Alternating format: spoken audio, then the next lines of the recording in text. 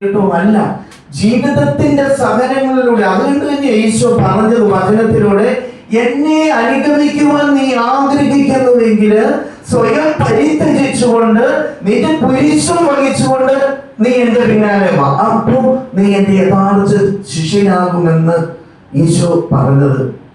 അപ്പൊ നമ്മൾ സ്വയം ത്യജിക്കാതെ, നമ്മൾ കഷ്ടപ്പാടുകളെ, സഹനങ്ങളെ, കുരിശുകളെ ജീവിതത്തിൽ ഏറ്റെടുക്കാതെ ഒരിക്കലും നമുക്ക് വിശുദ്ധരാകാനോ ദൈവികമായി ജീവൻ പ്രാപിക്കുവാനോ സ്വർഗത്തിന് അവകാശികളാകുവാനോ നമുക്ക് സാധിക്കുകയില്ല. അപ്പോ ആ വലിയൊരു സത്യം നമ്മൾ ഓർക്കുക. നമുക്ക് ഒരു നിമിഷം എഴുന്നേറ്റ് നിന്നുകൊണ്ട് കർത്താവിനെ ഒന്ന് സ്തുതിക്കാം. ഹല്ലേലൂയ. യേശുവേ നന്ദി, യേശുവേ സ്തുതി, ഹല്ലേലൂയ. സ്തോത്രം ചെയ്യുന്നു തമ്പുരാനെ. നല്ല നല്ല അറിവുകൾ ഞങ്ങൾക്ക് തന്നുകൊണ്ട് അവിടുത്തെ വചനത്തിലൂടെ കർത്താവെ ഞങ്ങളെ ജ്വലിപ്പിക്കുന്നതിനെ ഓർത്ത് നിന്നെ സ്തുതിക്കുന്നു. ഹല്ലേലൂയ. സ്തോത്രം ചെയ്യുന്നു യേശുവേ നന്ദി, യേശുവേ സ്തുതി. കർത്താവെ ഞങ്ങളുടെ എല്ലാ വേദനകളെയും എല്ലാ കുരിശുകളെയും യേശുവേ നിനക്ക് വിട്ടുതരുന്നു. നീ കടന്നു വന്നുകൊണ്ട് ഞങ്ങളെ ശക്തിപ്പെടുത്തി അനുഗ്രഹിച്ച് ആശീർവദിച്ച് കൃപകൾ കൊണ്ട് നിറച്ച് ഞങ്ങളെ അങ്ങയുടേതാക്കി മാറ്റണമേ എന്ന് പ്രാർത്ഥിച്ചുകൊണ്ട് സ്തുതിക്കുന്നു. Hallelujah, hallelujah, hallelujah, hallelujah, hallelujah. അപ്പൊ ഞാൻ പറഞ്ഞു വന്നത്, ഈ സഹനത്തിലൂടെ കടന്നു പോകുമ്പോൾ നമ്മളൊക്കെ വിശുദ്ധരായി മാറും, വിശുദ്ധിയുള്ളവരായി മാറും. അപ്പോ അതുകൊണ്ടാണ് പ്രഭാഷണന്റെ പുസ്തകത്തിൽ നമ്മൾ പ്രകാരം വായിക്കുന്നുണ്ട്, സ്വർണം അഗ്നിയില് ഉരുക്കപ്പെടുന്നു, സ്വർണം അഗ്നിയിലിട്ട് ഉരുക്കി എടുക്കുന്നു, അല്ലെ? അപ്പൊ അത് അന്നോരമാണത് വർണ്ണശബളമായിട്ട് മാറുക. എന്നാല് സഹനത്തിന്റെ ചൂളയിൽ സ്വീകാര്യരായി മനുഷ്യര് ഒരുക്കപ്പെടുന്നു. സഹനത്തിന്റെ ചൂളയില് സ്വീകാര്യരായിട്ടുള്ള മനുഷ്യര് വിശുദ്ധീകരിക്കപ്പെടുന്നു. അവരെ വിശുദ്ധീകരിക്കാൻ വേണ്ടിയിട്ടാണ് എന്നാണ് ഈ പ്രഭാഷണ പുസ്തകം 2-ാം അധ്യായം 5-ാം വാക്യത്തിൽ നമ്മൾ വായിക്കുക. അപ്പോ സ്വർണം അഗ്നിയിൽ ശുദ്ധി ചെയ്യപ്പെടുന്നു. കർത്താവിന് സ്വീകാര്യരായ മനുഷ്യർ സഹനത്തിന്റെ ചൂളയിൽ വിശുദ്ധീകരിക്കപ്പെടുക.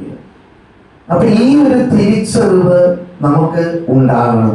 അങ്ങനെ ഉണ്ടാകുമ്പോൾ ദൈവം നമ്മളെ അനുഗ്രഹിക്കും. അതുകൊണ്ട് തന്നെയാണ് ഞാൻ ആദ്യമേ പറഞ്ഞു, അൽഫോൻസാമയൊക്കെ നമുക്കറിയാം, നമ്മുടെ ഭാരതത്തിലെ വിശുദ്ധിയായിട്ട് മാറിയ, നമ്മുടെ കേരളത്തിലെ, നമ്മുടെ സ്വന്തം നാട്ടിലെ അൽഫോൻസാമ എങ്ങനെയാ വിശുദ്ധയായത്? തന്റെ സ്വന്തം ജീവിതത്തിലെ സ്വന്തം സഹോദരിമാരിൽ നിന്നും തന്റെ രോഗത്തിൻ്റെതായ സഹനങ്ങളും സഹോദരിമാരിൽ നിന്നുള്ള ഉപദ്രവങ്ങളും ഒക്കെ ഏറ്റ് അതെല്ലാം ദൈവത്തിന് കാഴ്ച വെച്ചപ്പോൾ അവള് നല്ലൊരു വിശുദ്ധയായി മാറി.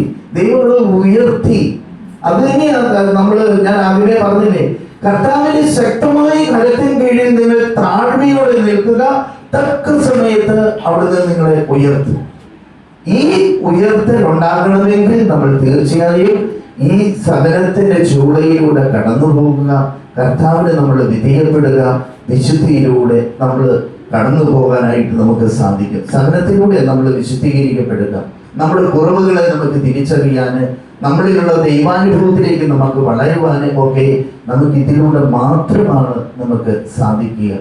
അപ്പോ അതുകൊണ്ട് ഞാൻ ഇപ്പോൾ എനിക്ക് നിങ്ങളോട് പറയാനുള്ള ഒറ്റ കാര്യമുള്ളൂ, എന്റെയും നിങ്ങളുടെയും ഒക്കെ ജീവിതം ഇതാ, സഹനത്തിലൂടെ കടന്നുപോയി ദൈവത്തിൽ എത്തിച്ചേരുക. അപ്പൊ ഈ സഹനങ്ങളെ നമ്മൾ എപ്രകാരം ഏറ്റെടുക്കുന്നു എന്നുള്ളത് കൂടി നമ്മൾ ചിന്തിക്കണം. പെറുപെറുപ്പോൾ നമുക്ക് ബുദ്ധിമുട്ടായിട്ട് വലിയൊരു ഭാരമായിട്ട് കരുതി, അല്ലെങ്കിൽ തമ്പുരാനെതിരെ പെറുപെറുത്തുകൊണ്ട് ഈ സഹനങ്ങളെ കൈകാര്യം ചെയ്താൽ നമുക്ക് വിശുദ്ധി കിട്ടുമോ? ഒരിക്കലുമില്ല.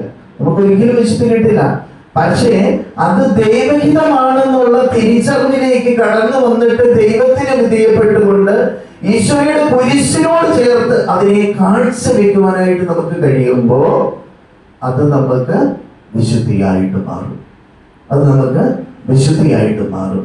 അപ്പൊ അതുകൊണ്ട് നമുക്ക് നമ്മുടെ കൊച്ചു ജീവിതങ്ങളെ നമുക്ക് ദൈവത്തിന് സമർപ്പിക്കാം. അത് ജീവിതത്തിലുണ്ടാകുന്ന എന്ത് ത്യാഗങ്ങളായിക്കോട്ടെ, കുരിശുകളായിക്കോട്ടെ, ബുദ്ധിമുട്ടുകളായിട്ട്, ഒരുപക്ഷെ മക്കളിൽ നിന്നുള്ള വേദനകളായിരിക്കാം ചില മാതാപിതാക്കൾക്ക്.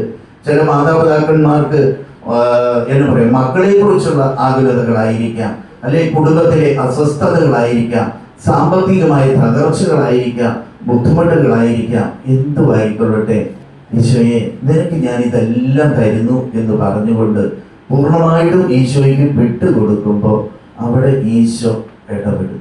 ഈശോ തീർച്ചയായിട്ടും ഇടപെടും. തമ്പുരാൻ നമുക്ക് നല്ലൊരു വഴി കാണിച്ചു തരും. അപ്പൊ അതിനുള്ള കൃപയ്ക്കായിട്ട് നമുക്ക് എല്ലാവർക്കും ആത്മാർത്ഥമായിട്ട് തുടർന്നുള്ള നിമിഷങ്ങളിൽ പ്രാർത്ഥിക്കാം. അതുപോലെ തന്നെ നമ്മൾ ഒരു കാര്യം ഓർക്കേണ്ടത്, നമ്മളെപ്പോഴും നമ്മളുടെ കാര്യങ്ങൾ